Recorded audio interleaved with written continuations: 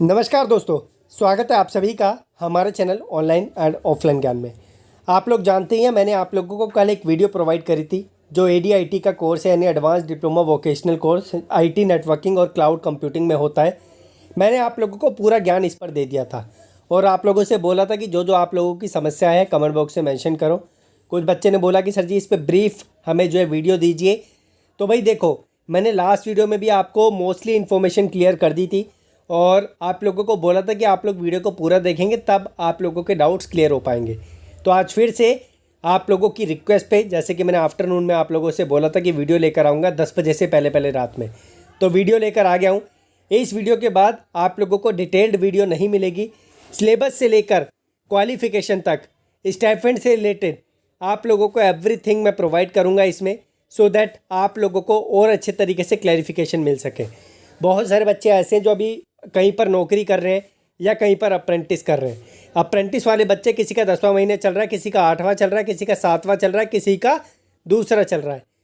बहुत सारे बच्चों ने बोला कि सर जी बीच में अगर हम छोड़ दें अप्रेंटिस और इस कोर्स में हम ज्वाइन कर लें तो क्या हमारा नुकसान है या फ़ायदा है।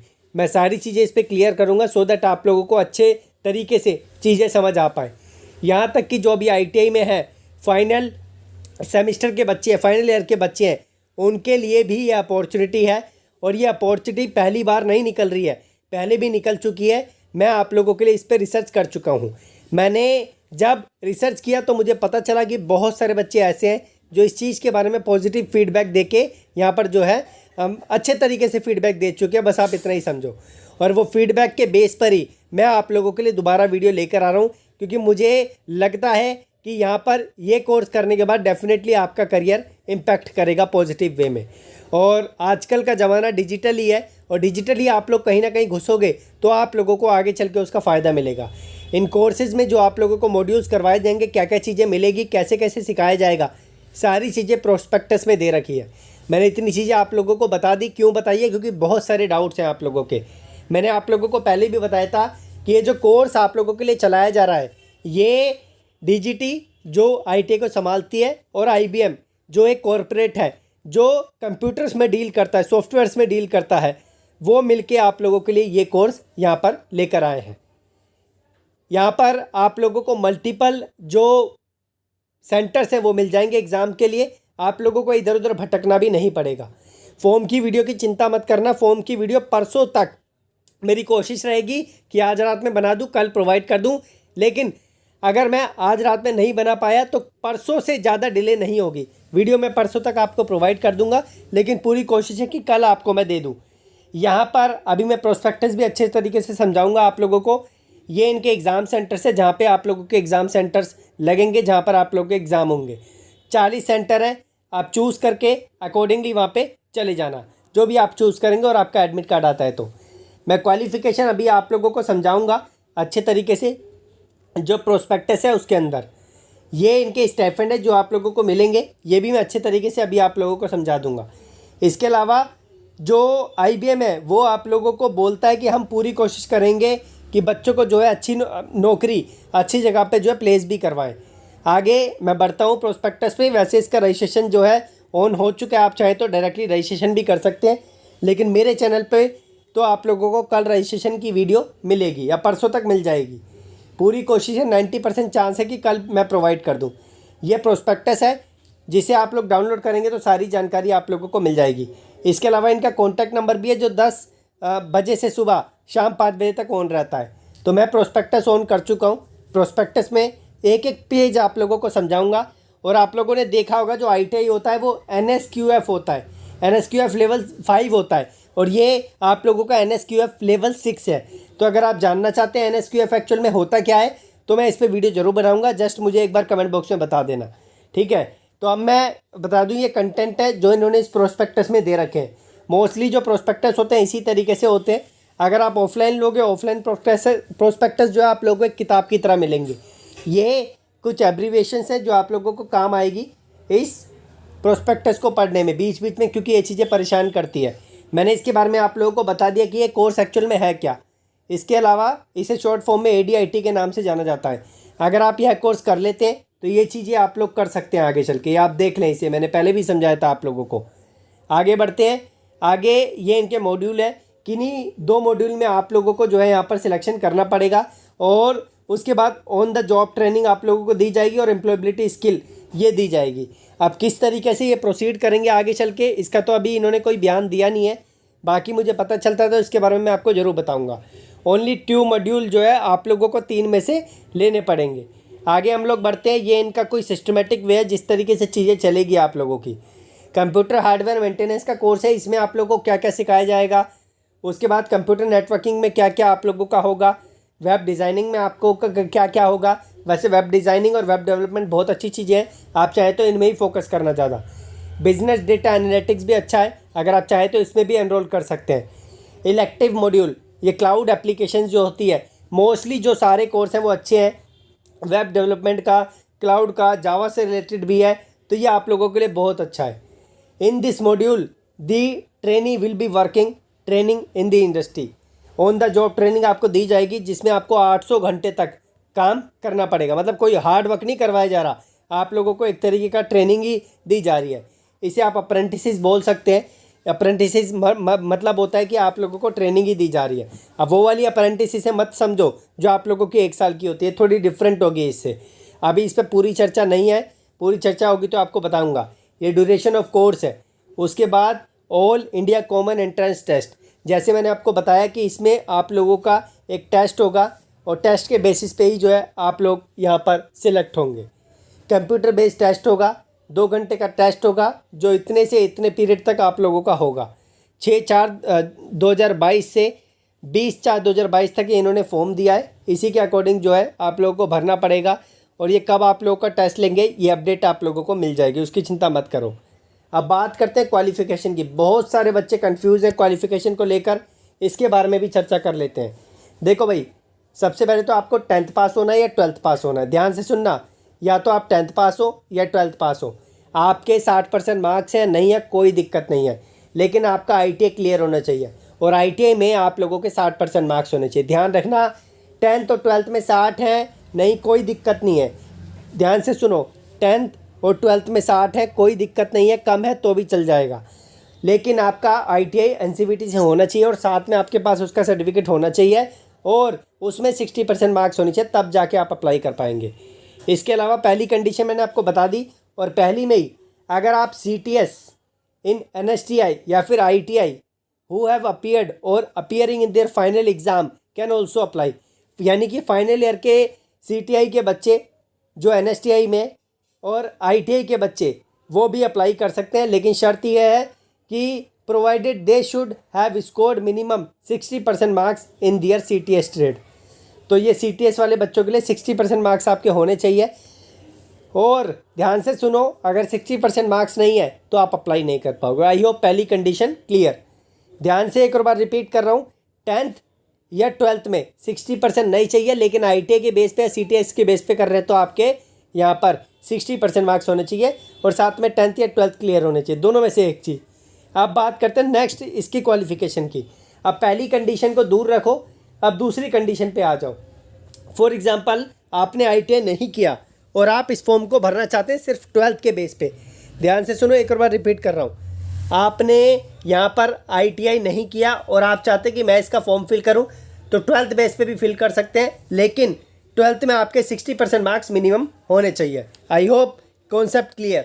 अगला, अगर आप इन दोनों की क्वालिफिकेशन में नहीं आ रहे तो आपने 10th पास किया और 3 इयर्स का डिप्लोमा किया मिनिमम 60% मार्क्स के साथ, तो आप अप्लाई कर सकते हैं।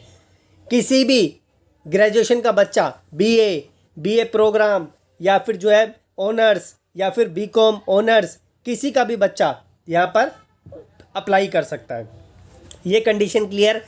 कुछ बच्चों को एज के लिए कन्फ्यूज़न था, कुछ बच्चे बोल रहे कि सर जी एज तो मिनिमम 17 साल दे रखी है, तो हम क्या करें, क्या 17 साल वाले बच्चे अप्लाई कर सकते हैं?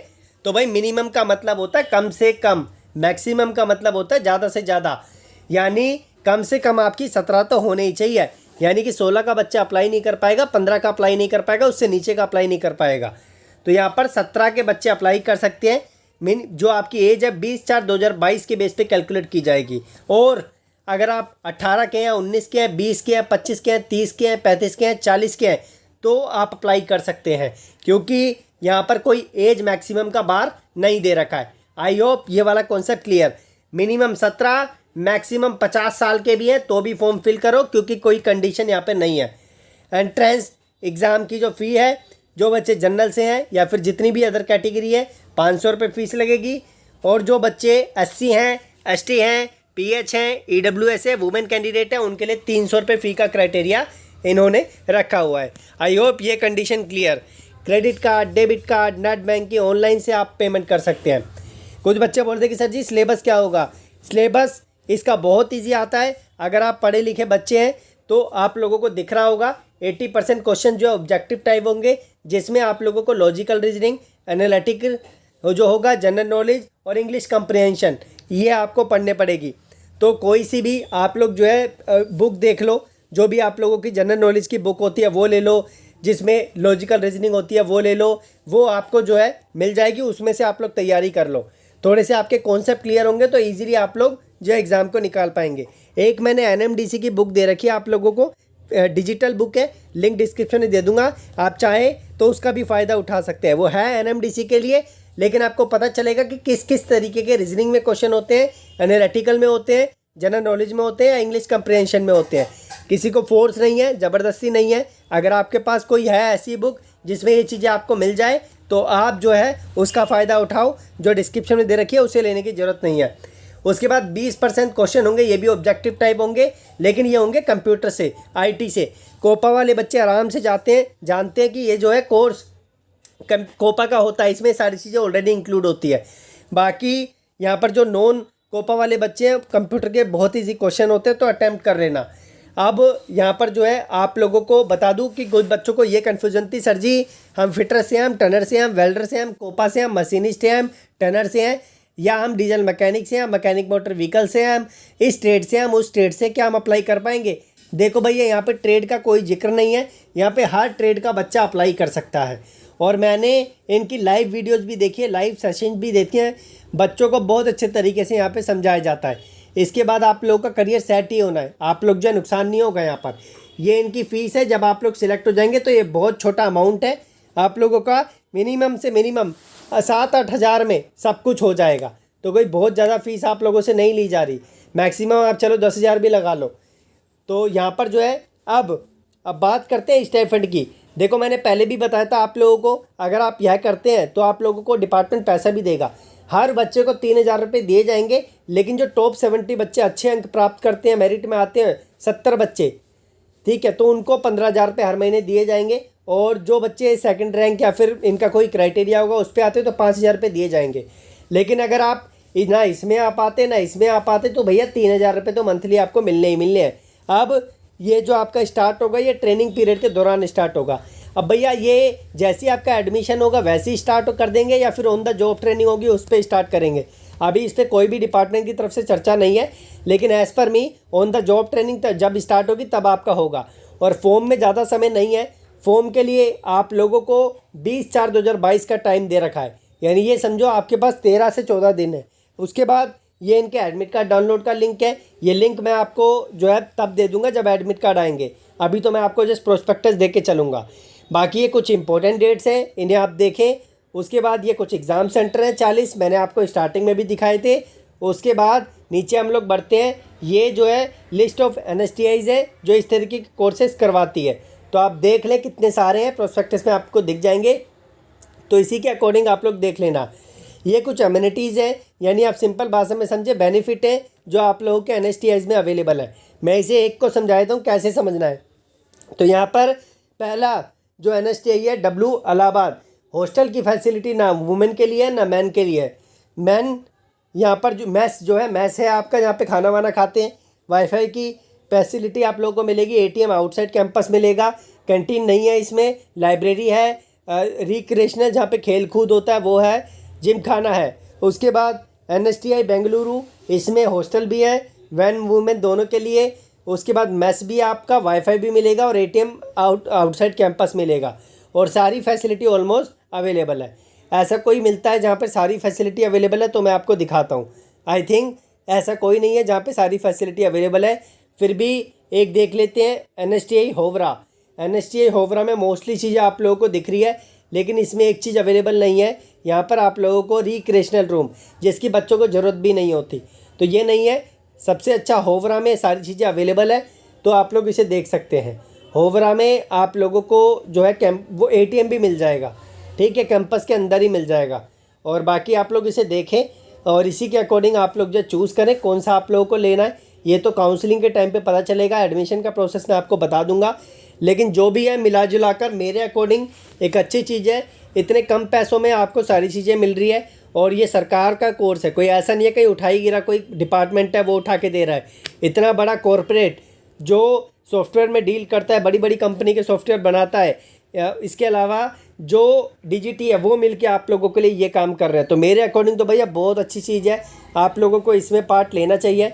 फॉर्म फिल करो, आप लोगों की मर्जी है वैसे। इसके अलावा एक चीज़ और बता दूं, बहुत सारे बच्चे बोलते हैं कि सर जी अभी हमारी अप्रेंटिस चल रही है, 7वां महीना चल रहा है अप्रेंटिस का, 8वां चल रहा है, 9वां चल रहा है, क्या हम यहाँ पर छोड़ के बीच में अप्रेंटिस ये कर लें, हमें फ़ायदा होगा? देखो भाई, मैं तो ऐसे रिकमेंड नहीं करूँगा कि आप बीच में अप्रेंटिस छोड़ के ये करें।